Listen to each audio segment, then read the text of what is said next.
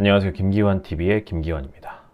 오늘부터 특허, 지식재산학에 대한 기본적인 상식을 다루는 강의를 좀 진행할 건데요. 특허를 중점적으로 다루면서 특허 외 실용신안이라든지 디자인권, 상표권, 저작권까지 여러분들이 알아두시면 사업하는데 이 정도는 알고 있어야 된다 하는 정도 수준의 상식 수준에서 최대한 좀 쉽게 컴팩트한 강의를 시리즈로 준비를 하고자 합니다. 오늘 그 첫 번째 시간인데요. 오늘은 특허란 무엇인가에 대해서 좀 준비를 해봤는데요. 일단 특허 제도의 기원에 대해서 여러분들이 좀 아실 필요가 있어요. 사실 자료를 찾아보면 기원전 한 500년 전부터도 있었던 것으로 확인이 됩니다. 하지만 법적으로 제정된 것은 최초의 특허법은 1474년 이태리 베니스에서 특허법이 제정됐고요. 모직물 공업, 섬유산업이죠, 일종의. 그 모직물 공업 발전을 위해서 법 제정이 됐고 처음으로 발명에 대한 보호를 시작하게 되었습니다. 이태리 사람들이 한국 사람이랑 좀 비슷한데 똑똑해요. 똑똑하고 창의적이고 뭔가 기계적인 장치나 이런 것들 개발한 것들이 굉장히 많고, 여러분들이 아는 뭐 발명가들 된 게 많을 건데, 갈릴레오가 그 1500년도에 그 특허권을 얻은 여러 뭐 자료들도 찾아볼 수가 있고요.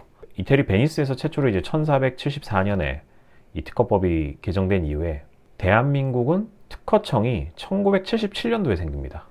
1977년도에 생겼죠. 굉장히 늦게 생겼는데 전쟁이라든지 국가적 뭐 환경 상황 때문에 이 특허청, 특허법 굉장히 늦게 생겼는데, 그럼에도 불구하고 지금 특허 4대 강대국이라 불릴 정도로 특허 출원 등록 수가 많고 활동하는 거 보면은 참 대단한 민족인 것 같아요. 어쨌거나 이 특허법이라는 게 생겼는데, 이 특허법이 무엇을 위한 거냐, 이 특허법의 목적이 뭐냐, 이거 여러분들이 좀 아실 필요가 있는데, 특허법 제1조가 특허 제도의 목적어에 대해서 다루고 있습니다. 이 컴팩트하게 이제 요약을 하면은 기술 발전을 도모하고 산업 발전에 이바지를 한다. 그 대가로 기술 공개에 대한 대가로 독점적 권리, 특허권을 부여한다 라는 컨셉인데요. 특허법 제1조를 있는 그대로 읽어드리면, 이 법은 발명을 보호, 장려하고 그 이용을 도모함으로써 기술의 발전을 촉진하여 산업 발전에 이바지함을 목적으로 한다. 조금 이게 잘 와닿지 않으실 수도 있는데, 기술을 공개하면은 그 공개된 기술이 기술 축적이 돼요. 이 지식이, 논리지가 계속 쌓이는 거죠. 그리고 이제 그렇게 축적된 기술을, 공개 기술을 이제 활용하면 산업 발전을 하는데 유리하겠죠. 쉽게 생각하시면 여러분이 뭔가 레고로 장난감을 만드는데, 레고로 자동차나 비행기를 만드는데 어떤 모듈을, 남들이 만들어 놓은 모듈을 가져다 쓴다 라고 생각하시면 좀 수월할 것 같고요. 그러면은 힘 안 들이고 쉽게 뭔가를 개발하거나 발명하기에 유익하겠죠. 그 대신에 대가로 독점권을 부여함으로써 산업화를 이제 촉진하고 발명 의욕을 고취한다. 그러니까 R&D에 대한 투자를 하게끔 만들겠다는 거죠. 독점권 안 주면 솔직히 R&D 투자 왜 하겠어요? 남이 만들어 놓은 거, 남이 생각해 놓은 거 훔쳐다 쓰고 베껴다 쓰고 중국처럼 그러면 될 건데, 독점적 권리를 줌으로 인해서 남들이 생각지 못한 거, 남들이 안 하는 거, 이런 거에 투자를 하고 이제 R&D 투자라든지 아이디어를 자꾸 내는 거 이제 촉진하는 거죠.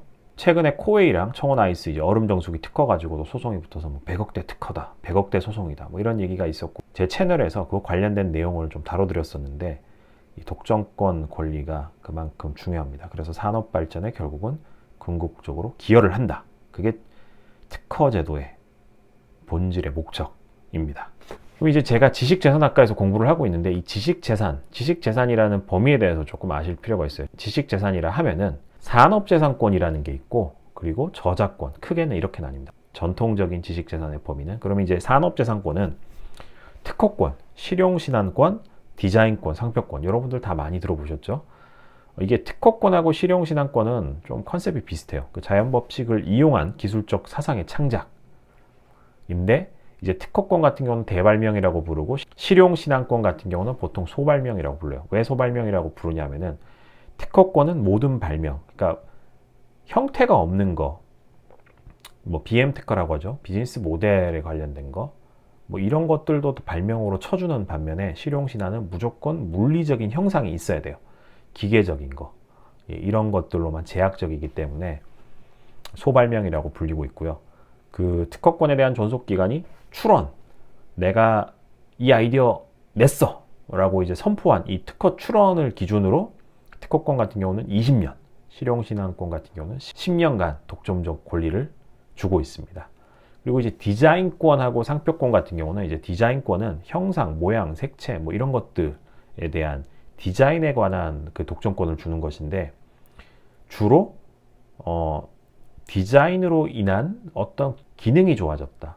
디자인으로 인해서 뭔가 내구력이 좋았다. 이거는 사실 특허권에 해당이 되는 거고요. 디자인권에서 다루는 거는 나중에 이제 뒷강의에서 좀 더 구체적으로 제가 다룰 건데 그 신미감, 철저하게 신미감을 보호하는 겁니다. 이 디자인으로 인해서 내가 느끼는, 내가 고객이 누군가가 얻는 그 신미감에 대한 고유의 신미감을 보호하는 게 주 목적이고요.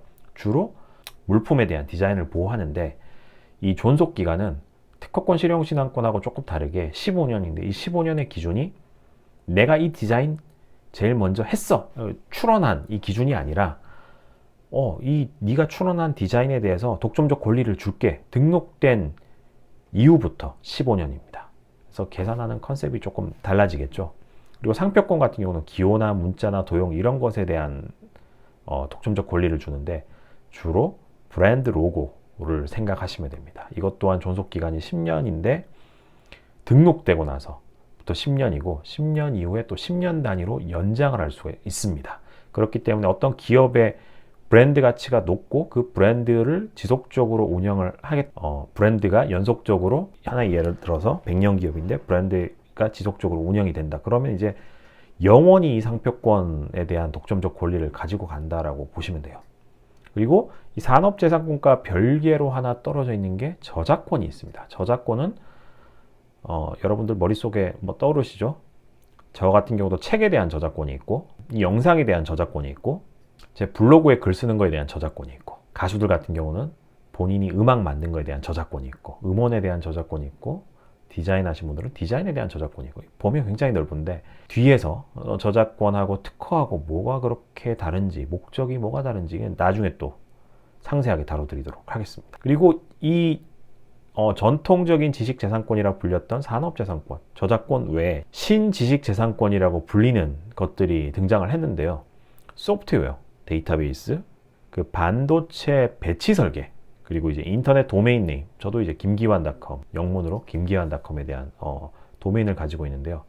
그리고 신품종 종자, 뭐 씨 없는 수박, 뭐 이런 것들 있잖아요. 지리적 표시, 영광굴비, 뭐 이런 거.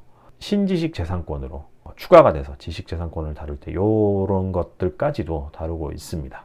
그래서 결국은 이 지식재산권 가지고 뭐가 좋은데 그 산업에 이바지 한다며 뭐 어떤 이바지를 했는데 대표적인 사례로 하나 얘기를 드릴 수 있는 게 여러분들이 혹 하실 수 있는 건데 이태리 타월 아시죠? 때밀이 타월, 목욕탕 가서 이제 때밀 때 쓰는 이 타월.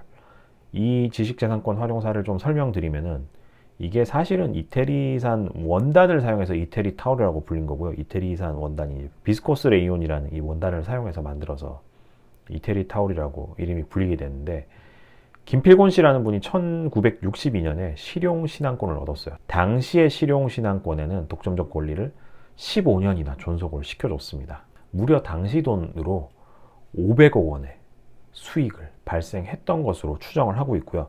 이 권리가 소멸된 이후에 이분이 이 번 돈 가지고 부산에 이제 호텔을 하나 인수했다고 합니다. 이 이태리 타월을 여기 이제 김필곤 씨가 실용신한권 독점권을 가지고 있었기 때문에 너도 나도 만들지 못했겠죠. 만들려고 하면은 이분에게 허락을 구하거나 로열티를 지불하고 만들었었겠죠.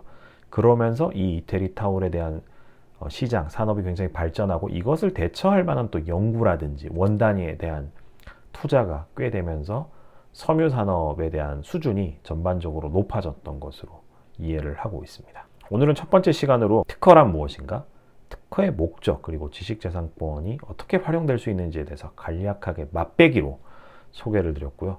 계속해서 특허 지식재산에 대한 상식, 여러분들이 아시면 좋은 상식, 사업하는 데 도움이 되는 상식 강의를 이어가도록 하겠습니다. 지금까지 발명가 겸 작가 김기환이었습니다. 감사합니다.